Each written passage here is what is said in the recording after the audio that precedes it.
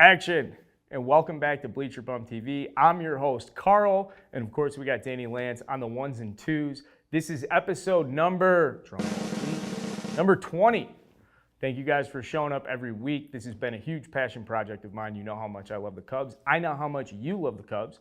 So while we're here, why don't you subscribe to the YouTube channel, show Danny Lance some love for all the work he's put in this season.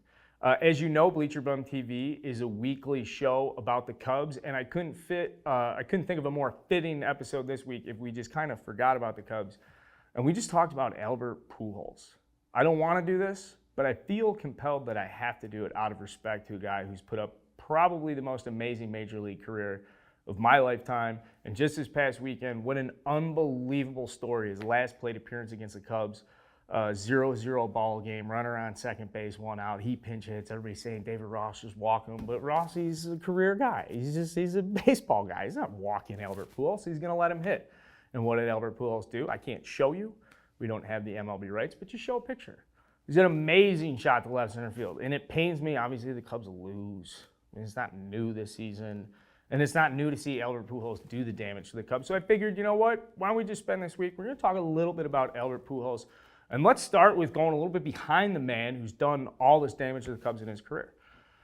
Albert Pujols, born in 1980. Some people say he wasn't born in 1980. He was born in 19... I don't know. I know it says he was born in 80. I know when he was 16 years old, he moved from the Dominican Republic to New York City.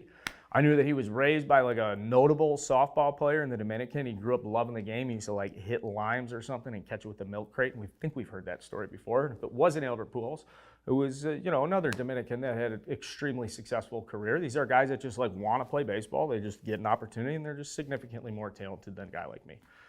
That's who Albert Pujols was. When he got to the United States in '96, he was in New York City. New York kid. Could you imagine him coming up in New York right after Manny Ramirez gets out of the Bronx? Unfortunately for Albert Pujols, he witnessed a shooting in New York City right after he got there. Family was like, we're not doing this. No shootings in bodegas. We're going where? Independence, Missouri. Does that sound familiar? Can I get an Oregon Trail graphic? This is where they started. I don't know if that's how he got there. I know I played a lot of Oregon Trail as a kid. And come 1996, Albert Pujols is a sophomore in high school in Missouri. He's the best player in the conference. He shows up his next year, junior year. He gets 88 plate appearances his junior year of high school. He gets intentionally walked 55 times. Nobody even knows who this guy is. The other 33 plate appearances, I think he hit like 10 home runs or something. Point is, Albert Pujols was so good at high school baseball when he started playing high school baseball in the United States that he left high school early after his first semester senior year, enrolled at the local community college, played his senior year at a community college, and then was like a first-team All-American JUCO guy. Played shortstop. Big guy playing shortstop. He was so big, scouts didn't know what position this guy's play. Who has anybody even heard of this guy? It comes from. Nobody wanted to touch Albert Pujols. How much? 13th round of the Cardinals. One of the Cardinal scouts saw him, said, this guy can hit, let's take him. So they take a flyer on Albert Pujols.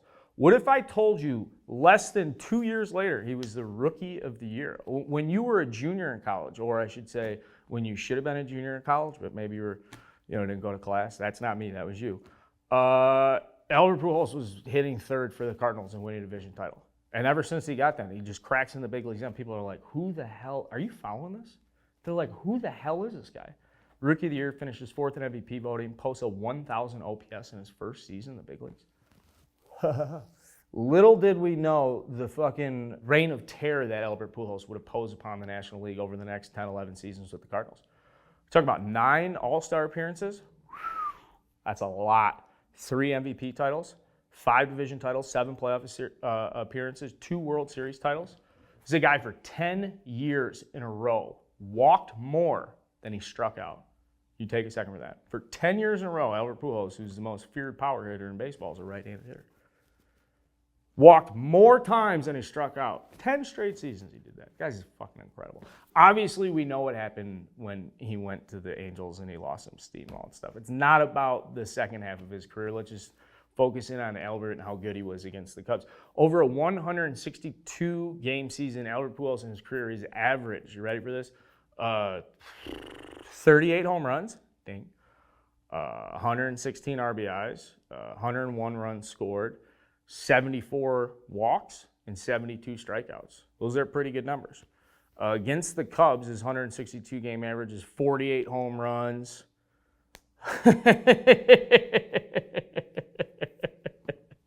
$38 doubles, 121 RBIs, 106 runs scored. Point is this, Albert Pujols against the Cubs is like a 10 to 15% better version than himself, and he's the best average player in baseball.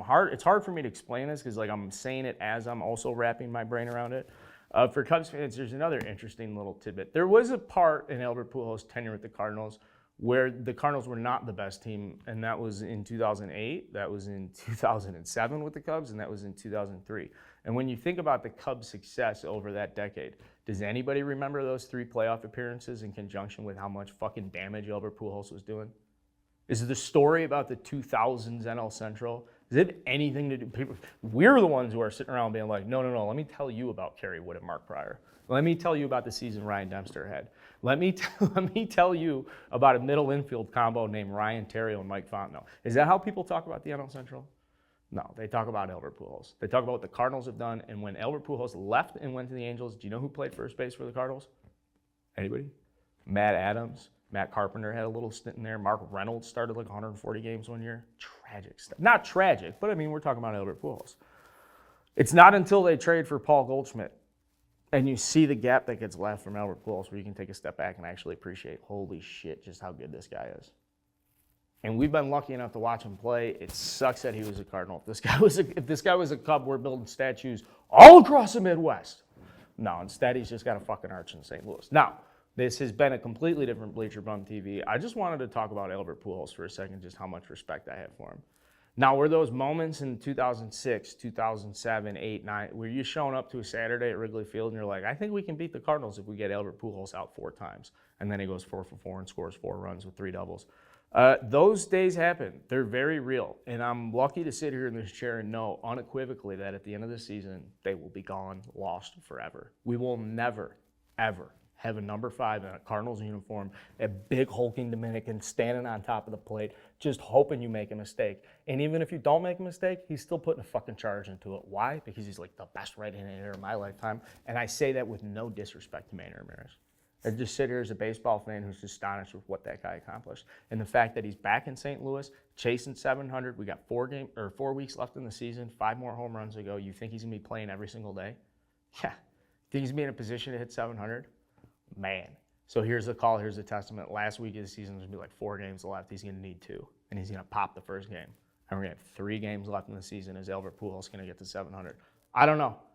I don't want to be talking about this stuff any more than you want to be listening to it, but this is Bleacher Bum TV. We're going to keep it real. I wish we had a first-place team in the Cubs. I wish I was talking about a stretch run, how we're going to get October, manipulate the starting pitching, but truth be told, we're not there. We're in a chair in the garage, and we're just sitting here appreciating Albert Pujols. Guy's had an unfucking believable career. 22 years.